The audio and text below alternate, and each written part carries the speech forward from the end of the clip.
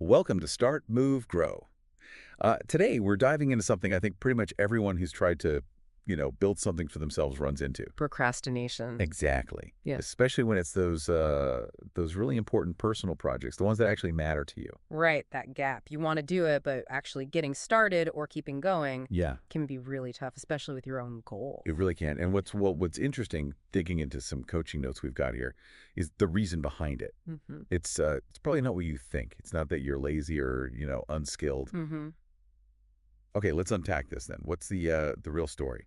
So these notes, they suggest that procrastination, particularly with this kind of self-driven work, it's actually a strong signal. A signal. Yeah, about your internal state. And really importantly, your relationship with that specific task. It's like your mind sending feedback. Okay, like a warning light. Something's not quite right in how we're approaching this specific thing. Exactly. And the core message, the sort of headline we pulled from the sources, is that the work feels like shit. That phrase really jumped out, didn't it? It's not just, oh, I don't really feel like it. It's this visceral, negative, ugh feeling. That feeling is absolutely the key. The notes really emphasize that. The tasks we avoid tend to have this distinct negative emotional charge, very different from things we just do easily or even enjoy. Right. So what makes it feel like that? What are the ingredients, so to speak? Well, the big one seems to be the sheer pressure and importance we heap onto these projects. Yeah. The notes mention this sort of all or nothing thinking. Like, this one task, its success or failure, it defines you, or it's going to save the world somehow. That kind of high stakes thinking, it just creates this massive burden, doesn't it? If the consequences feel that big, then, well, the fear of messing up becomes huge. And avoidance feels safer. Naturally, it's a way to protect yourself from that potential disappointment. Okay, and then there's the other big one, perfectionism. But But the notes pointed to a specific kind, didn't they? yeah, not the endlessly tweaking kind, but the kind that freezes you right at the start. Before you even begin. Exactly. This overwhelming need for it to be perfect, flawless, right out of the gate. Which is impossible, obviously. Totally impossible. And trying to start something under that kind of pressure, it immediately triggers that awful feeling, that feels like shit response. Because you know you can't meet that standard before you've even, explored the thing. Makes sense. Another piece mentioned was low tolerance for frustration. Mm-hmm.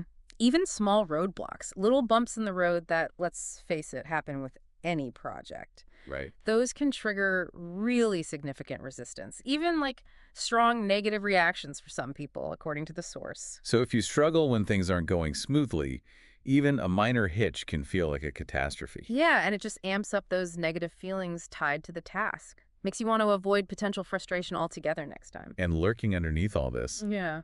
it seems like there's usually fear.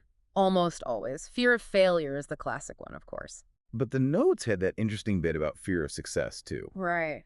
Which sounds weird, but often it masks a fear of the overwhelm that success might bring. Like if I succeed, I won't be able to handle what comes next, and then I'll fail. Exactly. And the real kicker, as the notes point out, is that the procrastination itself becomes the very overwhelm you were trying to avoid in the first place. Wow, yeah, that's quite a cycle. Mhm. Trying to dodge future overwhelm or failure just creates this present moment anxiety and, well, stuckness. It's totally self-defeating. So maybe the biggest insight here, the thing that really shifts the perspective, is that procrastination often kicks in when we're only focused on the outcome, Yes, the result, the perfect finished product, how important it all is. rather than the actual experience of doing the work. Precisely. If the process itself feels bad, loaded with pressure, perfectionism, importance, our natural instinct is to just avoid it. Okay. And understanding that is what opens the door to a much more constructive approach, a way to break free. Which leads us to this idea the source calls the joyful work principle, Yeah. which I should say isn't about just slapping on a happy face while doing something awful. No, no, definitely not. It's more subtle and I think much more powerful. Okay. The core idea is about fundamentally changing how the work feels. The notes literally say, aim to make your work lovely for you to do. Lovely. I like that word. It's about transforming the experience, right? Exactly. Think about the contrast. When work feels heavy, pressured, needs to be perfect. When it feels, Like shit. yeah, we avoid it. It's self-protection, even if it backfires. So the principle flips the intention. Completely. Yeah. Instead of the main goal being get this result or be perfect. You consciously make the primary goal, enjoy the process. Enjoy doing it. Yes. And the secondary goal, almost like a side effect, is that the work gets done. That's a really interesting reframe. It takes the focus off that future result, which can be scary, and puts it right here in the present moment on the work itself. So, practically speaking, how does that actually work? What does it look like? Well, the source gives a great guideline. If the joy fades, if it stops feeling lovely, Pause. pause. And figure out actively how to make it enjoyable again. It's not about gritting your teeth through misery. It's about constantly tweaking the process to keep it engaging, even pleasurable. And the benefits of actually doing that seem pretty big. More energy, less resistance. And potentially even better quality work over time.